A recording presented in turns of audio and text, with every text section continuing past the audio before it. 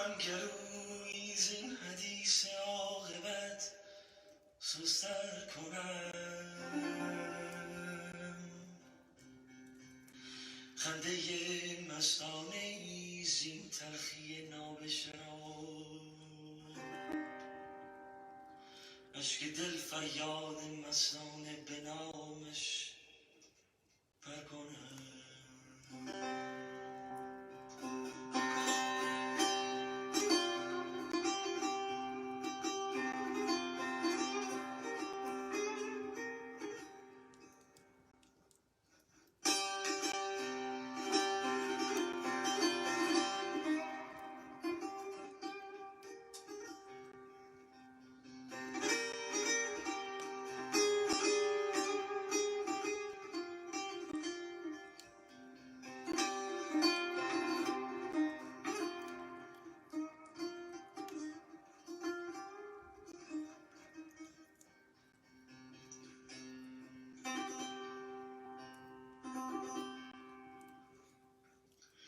یاد بادا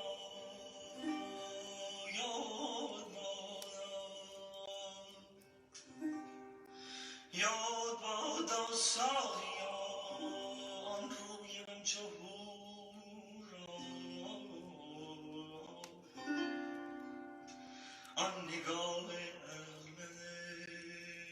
در احمق مشهور را.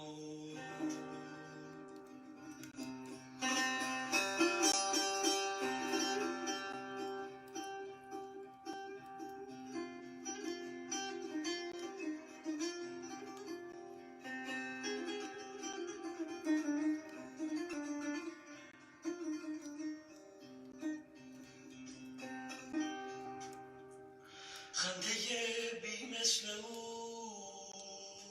بر دل دکانی هم زده، پرم کرده در دل و مغز و روانم تو را.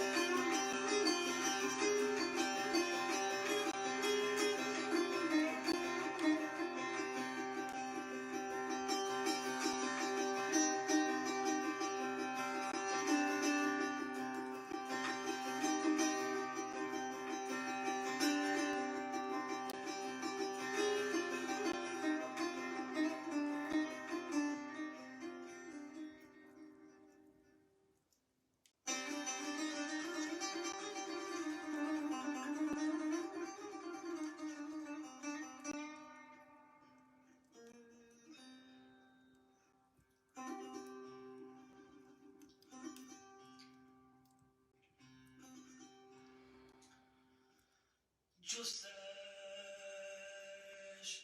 همچو پری زیبا خرامان دلبرک، چشمه کش مانند پتکی قلب عاشق را ترک، لب نشان روی مهرویان همی دارد به رو.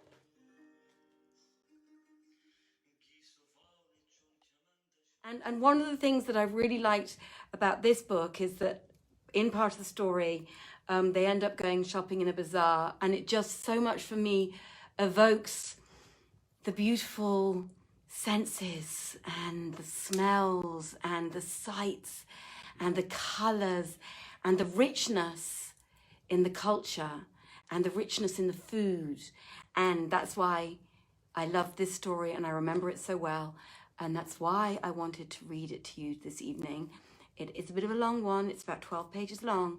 So make sure you have a good drink. Make sure you're super comfortable. I will keep the fire burning.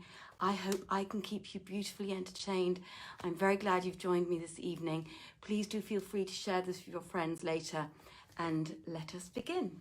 So, ladies and gentlemen, we were in the first book of 1001 Nights, so we must have read this probably about the April time frame or May in 2020, and we're reading it again now before we go into 2021. It's called The Porter and the Three Ladies of Baghdad, and I already have to take a drink.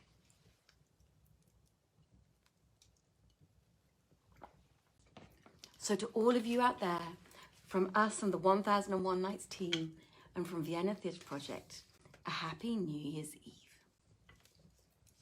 The Porter and the Three Ladies of Baghdad. Once upon a time, there was a porter in Baghdad who was a bachelor and who would remain unmarried. It came to pass on a certain day, as he stood about the street leaning idly upon his crate, behold, there stood before him an honourable woman in a mantilla of Mosul silk, broidered with gold and bordered with brocade. Her walking shoes were also purfled with gold, and her hair floated in long black plaits. She raised her face veil, and, showing two black eyes fringed with jetty lashes, whose glances were soft and languishing, and whose perfect beauty was ever blandishing, she accosted the porter and said in the suavest tones and choicest language, "Take up thy crate and follow me." The porter was so dazzled he could hardly believe that he had heard her aright, but he shouldered his basket in hot haste, saying into himself, "O day of good luck! O day of Allah's grace!"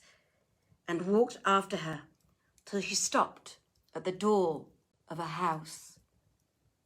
There she rapped, and presently out came to her an old man, a Nazarene, to whom she gave a gold piece, receiving from him in return what she required of strained wine, clear as olive oil. And she set it safely in the hamper, saying, "Lift and follow." Quoth the porter, "This, by Allah, is indeed an auspicious day, a day of propitious for the granting of all a man wisheth."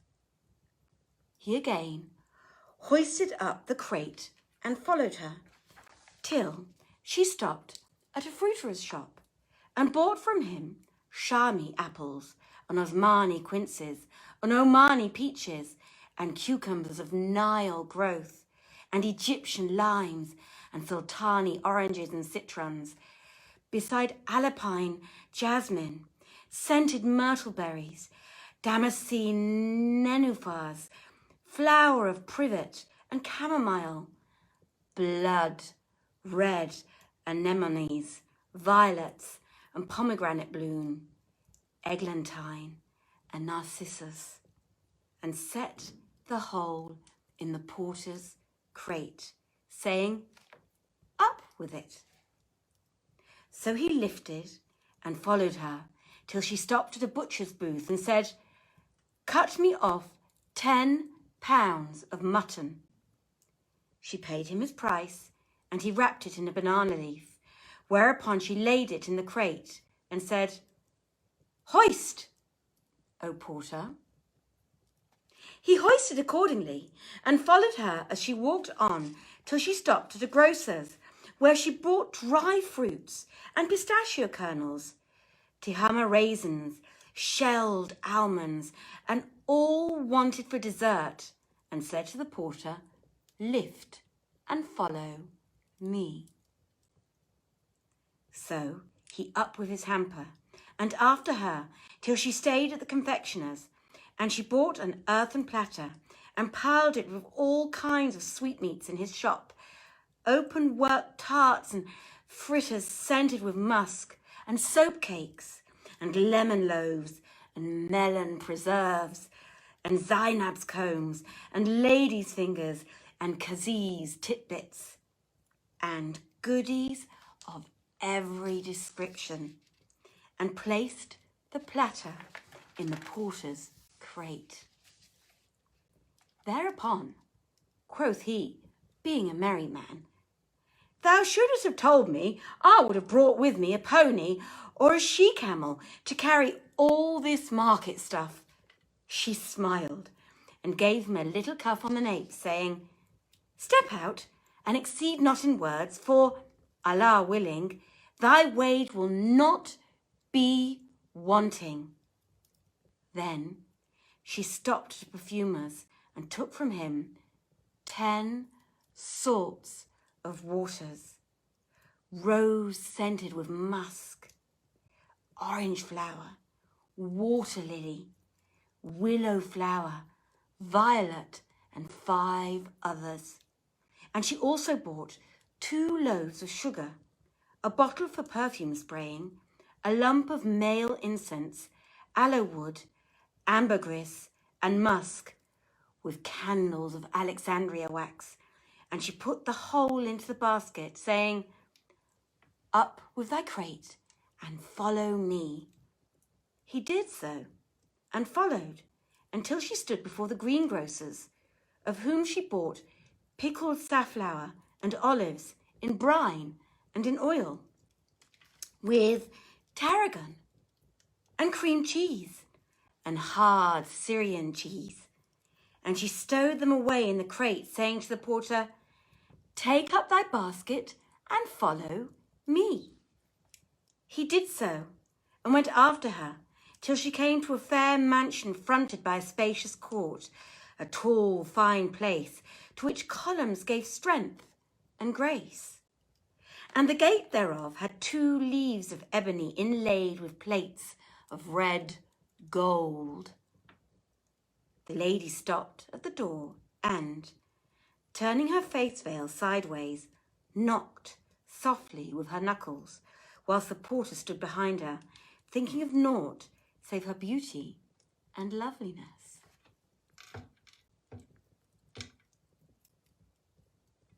Presently, the door swung open, and both leaves were opened, whereupon he looked to see who had opened it, and behold, it was a lady of tall figure, some 5 feet high, a model of beauty and loveliness, brilliance and symmetry, and perfect grace. Her forehead was flower white, her cheeks like the anemone, ruddy bright. Her eyes were those of the wild heifer or the gazelle, with eyebrows like the crescent moon which ends Sha'ban and begins Ramazan. Her mouth was the ring of Suleiman, her lips coral red, and her teeth like a line of strung pearls or of chamomile petals. Her throat recalled the antelope's, and her breasts, like 2 pomegranates of even size, stood at bay as it were. Her body rose and fell in waves below her dress, like the rolls of a piece of brocade. And her navel would hold on,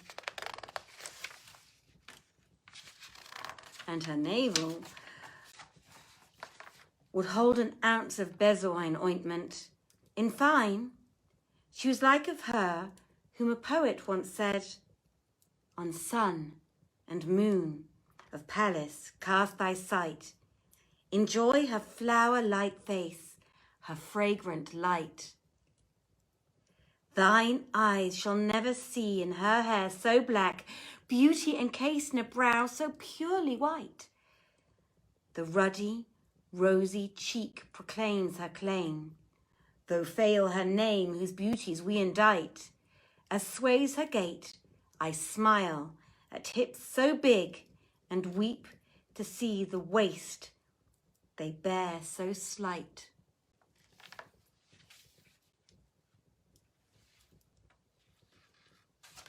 When the porter looked upon her, his wits were waylaid, and his senses were stormed, so that his crate went nigh to fall from his head, and he said to himself, never have I in my life seen a day more blessed than this day. Then quoth the lady portress to the lady cateress, come in from the gate and relieve this poor man of his load. So the provisioner went in, followed by the portress and the porter, and went on till they reached a spacious ground hall floor, built with admirable skill, and beautified with all manner of colours and carvings, with upper balconies, and groined arches, and galleries, and cupboards, and recesses whose curtains hung before them.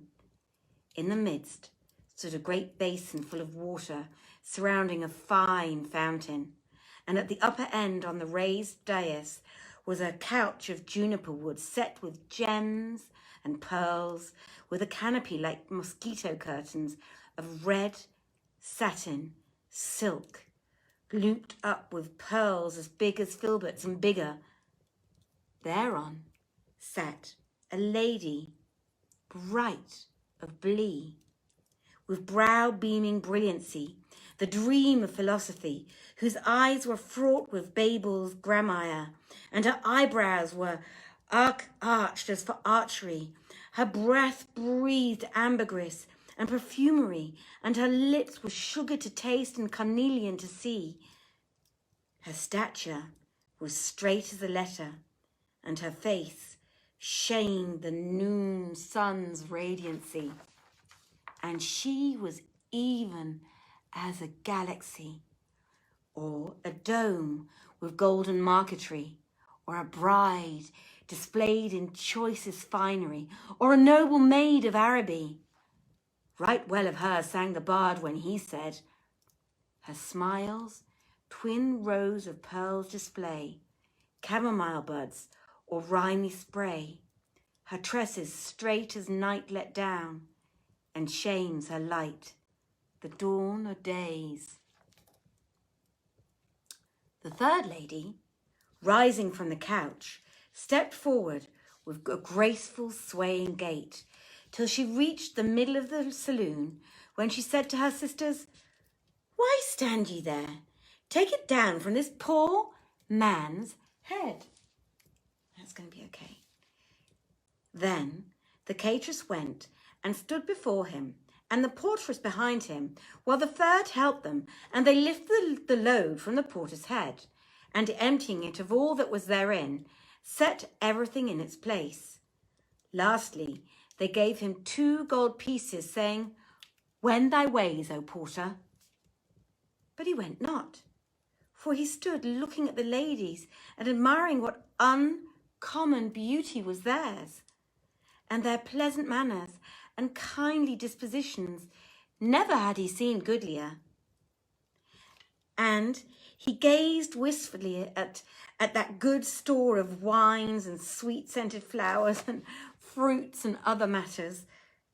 Also, he marvelled with exceeding marvel, especially to see no man in the place, and delayed his going. Whereupon, quoth the eldest lady, what aileth thee that thou goest not?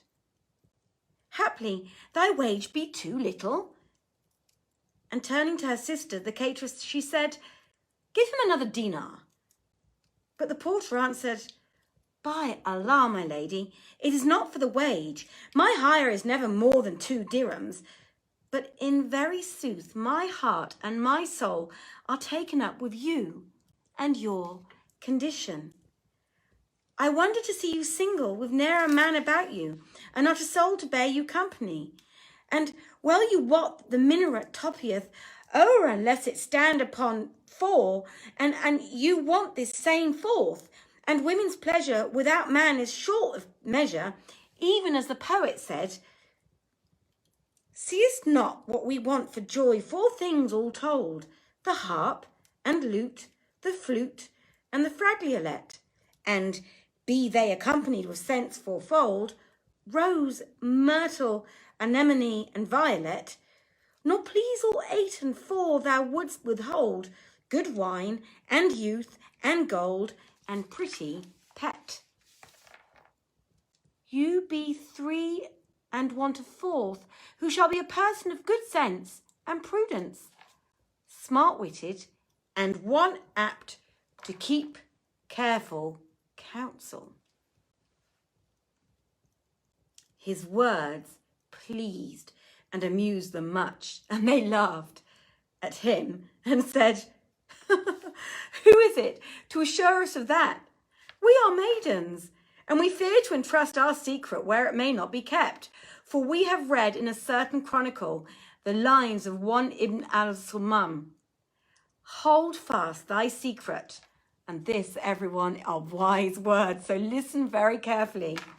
Hold fast thy secret, and to none unfold.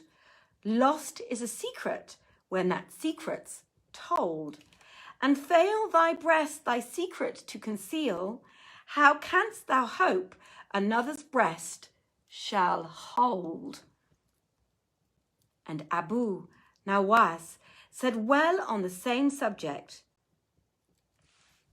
who trusteth secret to another's hand, upon his brow deserveth burn of brand. When the porter heard these words, he rejoined, by your lives, I am a man of sense and a discreet, who hath read books and perused chronicles. I reveal the fair and conceal the foul, and I act as the poet adviseth.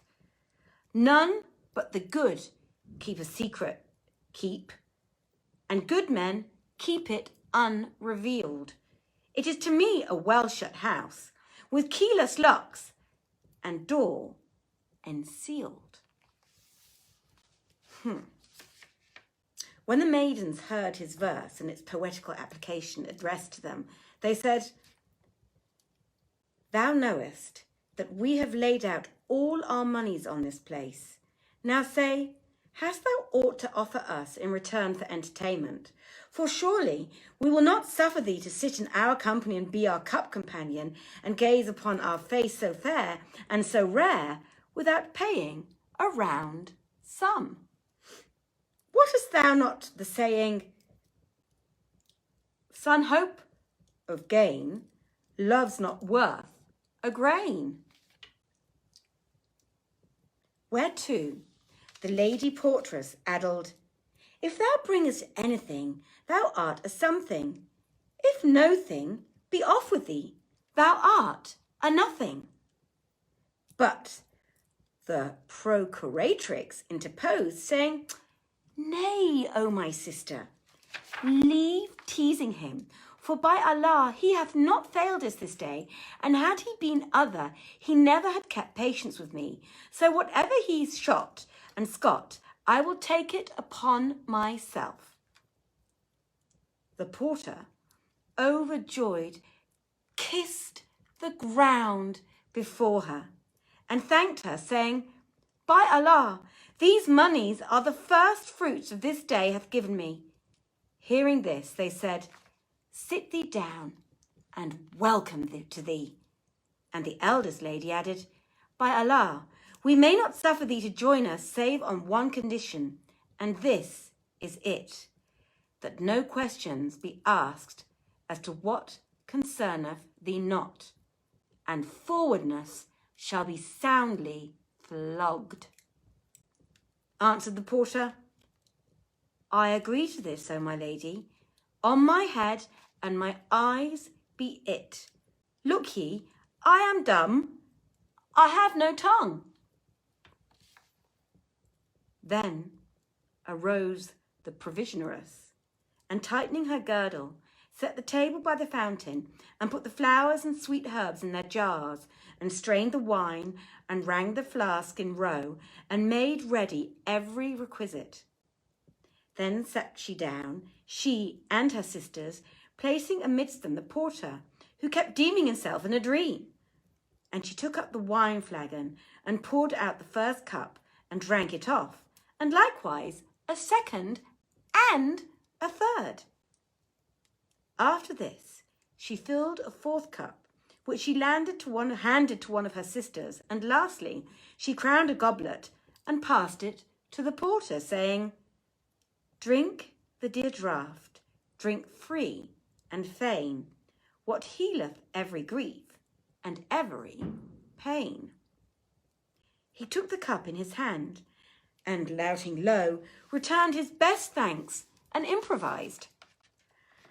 "Drain not the bowl, save with a trusty friend, a man of worth, whose good old blood all know.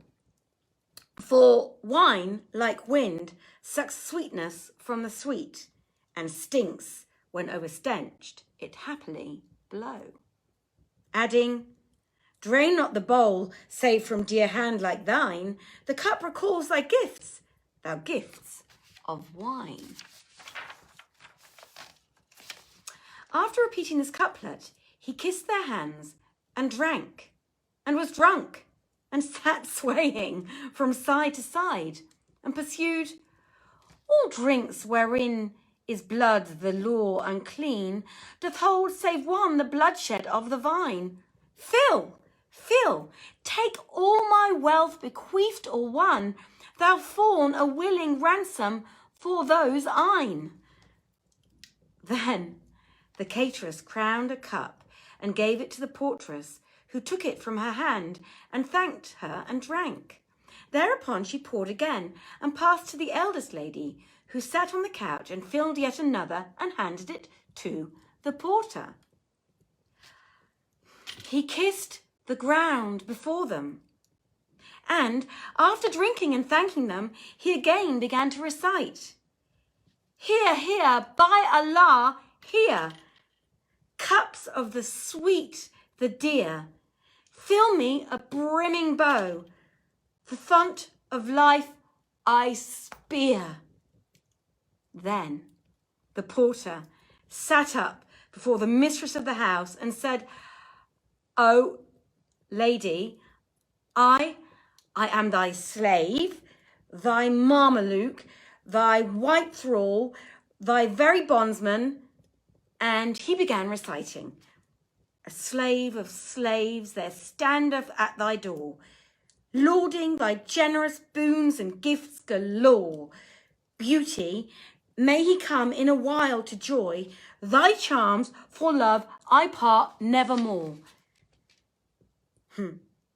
She said to him, "Drink, and health, and happiness attend thy drink."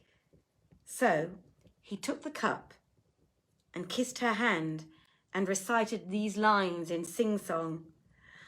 "I gave her brave, or one like her cheeks, blushed red, or flame from furnace flaring up.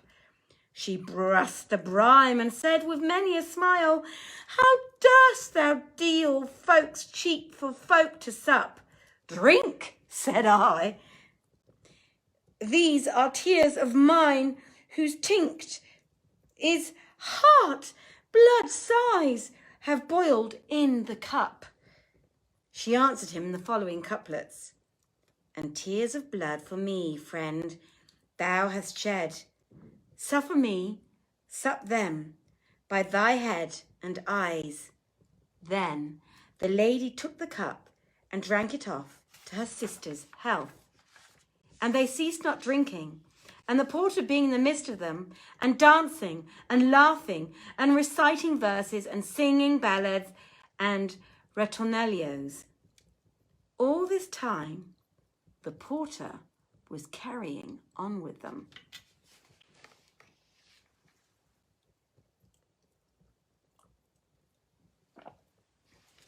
Indeed, kissing and toying, biting, handling, groping, fingering, while one thrust a dainty morsel in his mouth, and another slapped him, and this cuffed his cheeks, and that threw sweet flowers at him, and he was in the very paradise of pleasure, as though he was sitting in the seventh sphere among the houris of heaven.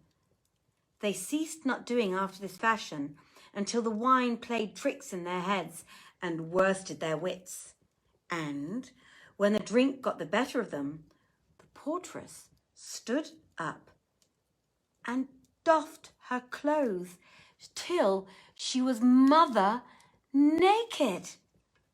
However, she let down her hair about her body by way of shift, and throwing herself into the basin, disported herself and dived like a duck and swam up and down and took water in her mouth and spurted it all over the porter and washed her limbs and between her breasts and inside her thighs and all around her navel. Then she came up out of the cistern and throwing herself on the porter's lap said, "O my lord, O my love, what callest thou this article?" Pointing to her slit. Her solution of continuity. "I call that thy cleft," quoth the porter. And she rejoined, "Wah! Art thou not ashamed to use such a word?" And she caught him by the collar and soundly cuffed him. Said he again, "Thy womb? Thy vulva?" And she struck him a second time, clapping and crying, "Oh, fie! Oh, fie! This is another ugly word. Is there no shame in thee?" Quoth he, "Thy coint." And she thumped him and bashed him. Then cried the porter, "Thy clitoris." Whereat the eldest lady came down upon him with yet a sorer beating and said, "No." And he said, "'Tis so." And the porter went on calling the same commodity by sundry other names, but whatever he said, they beat him more and more, till his neck ached and swelled with the blows he had gotten. And on this wise they made him a butt and a laughing stock. At last he turned upon them, asking, "And what do you women call this article?" Where to? And I don't know if you can see this picture. It's a little bit dark, but there they are. There's the basin that the First Lady was swimming in, and there she is lying by the pool with the porter on his lap, drinking. It's New Year, everybody.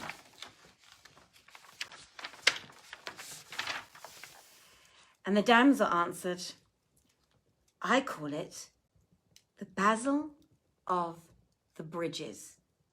Cried the porter, "Thank Allah for my safety.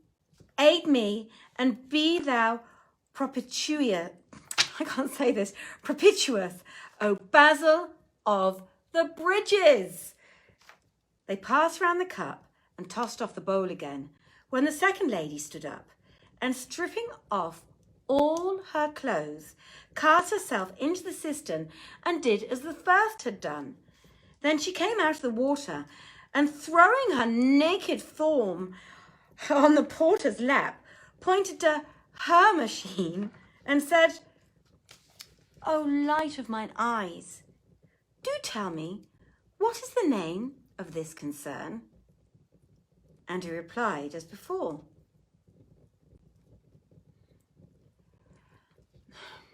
"Thy slit." And she rejoined, "Hath such term no shame for thee?" And cuffed him and buffeted him till the saloon rang with the blows. Then quoth she, "Oh, fie! Oh, fie! How canst thou say this without blushing?" He suggested, the basil of the bridges? But she would not have it. And she said, "No, no," and struck him and slapped him on the back of the neck. Then he began calling out all the names he knew. "Oh, thy slit, thy wound, thy coint, thy clitoris." And the girls kept on saying, no, no, no. So he said, I stick to the basil of the bridges. And all three laughed till they fell on their backs and laid slaps on his neck and said, no, no, no, that's not its proper name. Thereupon he cried, oh, my sisters, what is its name? And they replied, what sayest thou to the husked sesame seed? Then the cateress donned her clothes, and they fell again to carousing. But the porter kept moaning, oh, and oh, for his neck and shoulders, and the cup passed merrily round and round again for a full hour. After that time, the eldest and handsomest lady stood up and stripped off her garments. It's all right, everybody. And stripped off her garments. Where are we? I've lost. Whereupon the porter took his neck in hand and rubbed and shampooed it, saying, my neck and shoulders are on the way of Allah.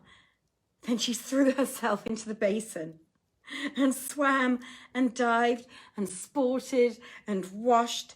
And the porter looked at her naked figure as though she had been a slice of the moon, and at her face with the sheen of Luna when at full, or like the dawn when it brighteneth. And he noted her noble stature and shape, and those glorious forms that quivered as she went. For she was naked as the Lord made her. Then he cried, alack, alack, and began to address her, versifying in these couplets. If I likes thy shape to the bough when green, my likeness errs, and I sore mistake it. For the bough is fairest when clad the mast, and thou art fairest when mother naked. When the lady heard his verses, she came up out of the basin, and sitting herself upon his lap and knees, pointed to her genitory, and said, oh, my lordling, what be the name of this? Quoth he, the basil of the bridges? But she said, bah, bah. Quoth he, the husked sesame. Quoth she, oh, pooh, pooh. Then he said, thy womb. And she cried, oh, fie, fie, art thou not ashamed of thyself? And cuffed him on the nape of his neck. And whatever name he gave declaring, 'tis so, she beat him and cried, no, no, no. Till at last he said, oh, my sister, what is its name? She replied, it is entitled The Khan of Abu Mansur. Whereupon the porter replied, oh, Allah be praised for safe deliverance, O Khan of Abu Mansur. Then she came forth and dressed, and the cup went round for another full hour. At last, the porter rose up and, stripping off all his clothes, jumped into the tank and swam about and washed under his bearded chin and armpits, even as they had done so. Then he came out and threw himself into the first lady's lap and rested his arms upon the lap of the portress and reposed his leg in the lap of the cateress. This is one lucky porter, everybody. And pointed to his prickle and said, oh, my mistresses, what is the name of this article? All laughed at his words, till they fell on their backs, and one said, thy pintle. But he replied, no, and gave each one of them a bite by way of forfeit. Then said they, thy pizzle. But he cried, no, and gave each one of them a hug.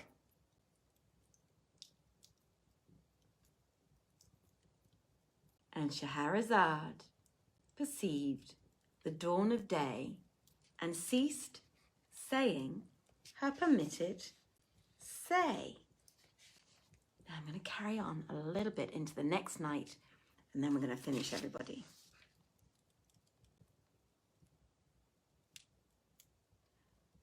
Then the other last said, thy prickle, thy pintle, thy pizzle.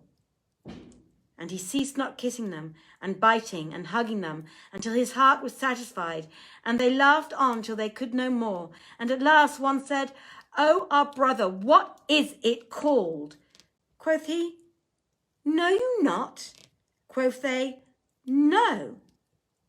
Well, its veritable name, said he, is mule burst all, which browseth on the basil of the bridges, and muncheth the husked sesame, and nighteth in the Khan of Abu Mansur. Then laughed they all did, till they fell on their backs, and returned to their carousel, and ceased not to be after this fashion, till night began to fall. Thereupon they said to the porter, Bismillah, O our master, up and on with those sorry old shoes of thine, and turn thy face, and show us the breadth of thy shoulders. Said he, by Allah, to part with my soul would be easier for me than departing from you. Come, let us join night today, and tomorrow morning we will each wend our own way. My life on you, said the procuratrix. Suffer him to tarry with us, and that we may laugh at him, and may we live out our lives and never meet with his like, for surely he is a right merry rogue and a witty. So they said, thou must not remain with us this night, save on condition that thou submit to our commands, and that whatso thou seest, thou ask no questions therein in it, nor inquire of its cause. All right, rejoined he, and they said, go read the writing over the door. So he rose and went to the entrance, and there found written in letters of gold wash, whoso speaketh what concerneth him not, shall hear what pleaseth him not. The porter said, be ye witnesses against me, that I will not speak on whatso concerneth me not. Then the cateress arose and set food before them, and they ate, after which they changed their drinking place for another, and she lighted the lamps and candles, and burned ambergris and aloes wood, and set on fresh fruit and wine service, when they fell to carousing and talking of their lovers. And they ceased not to eat and drink and chat, nibbling dry fruits and laughing and playing tricks for the space of a full hour, when lo, a knock was heard at the gate. The knocking in no wise disturbed the seance, but one of them rose and went to see what it was, and presently returned, saying, truly, our pleasure for this night is to be perfect. How is that? Asked the other, and she answered, at the gate be 3 Persian calendars, with their beards and heads and eyebrows shaven, and all 3 blind of the left eye, which is surely a strange chance. They are foreigners from Loomland, with a mark of travel plain upon them. They have just entered Baghdad, this being their first visit to our city, and the cause of their knocking at our door is simply because they cannot find a lodging. Indeed, one of them said to me, haply, the owner of this mansion will let us have the key of his stable or some old outhouse wherein we may pass the night.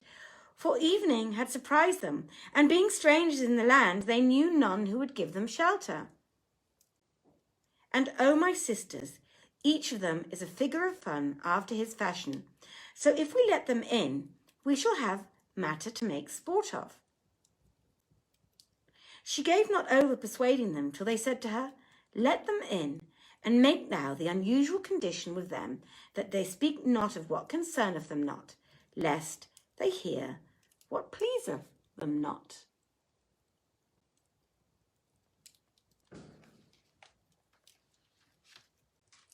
And Joanna Perceived the dawn of New Year's Eve. Scheherazade perceived the dawn of day, and ceased saying her permitted say. Dear friends, I wish you all a very, very happy new year in 2021. Let's hope some really awesome and good things start to happen for all of us, and that we manage to win the battle against this pandemic so that we can carry on enjoying as much of a normal life as we ever have again. We look very much forward to continue reading for you in January 2021. We at Vienna Theatre Project have got a couple of projects going. We really hope, pandemic allowing, that we are going to be able to play The Mountaintop for you with David Warawa and Kudra Owens in it in February 2021. So if you are in Vienna, make sure you watch all of our social media pages and our webpage and the Theater Drachengasse webpage to find out what that is all about. It's a brilliant, beautiful, heartwarming, emotionally wonderful story about Martin Luther King's last night on earth, and played by the most amazingly beautiful actors who got standing ovations when we first played it in February 2020. I wish you all,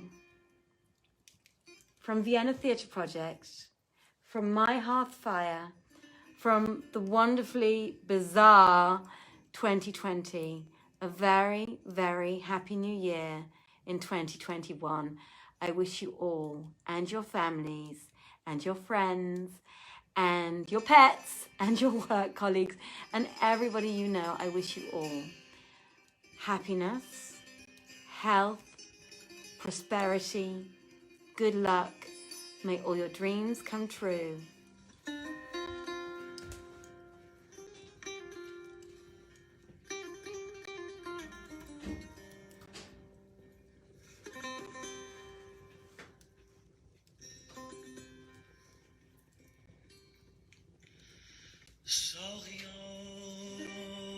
پیمانه پر کن که باید سر کنم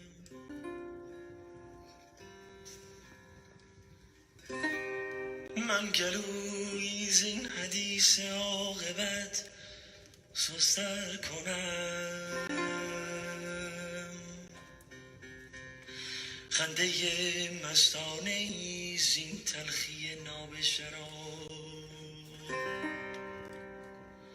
اشک دل فریاد مستانه به نامش برکنم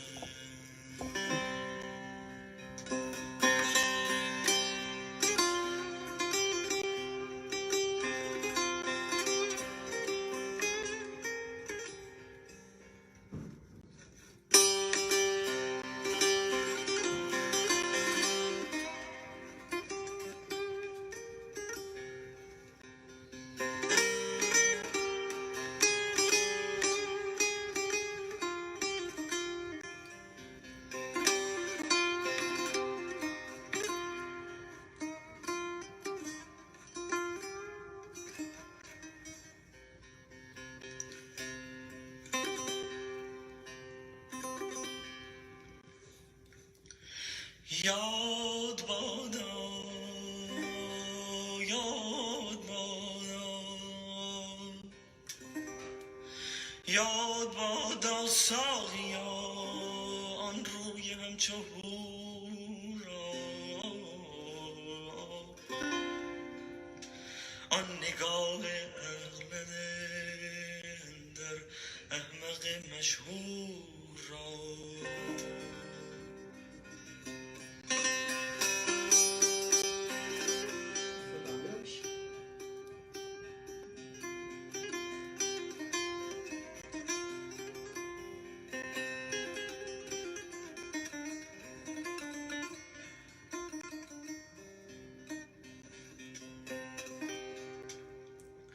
خنده بی مثل او بر دل دکانی هم زده،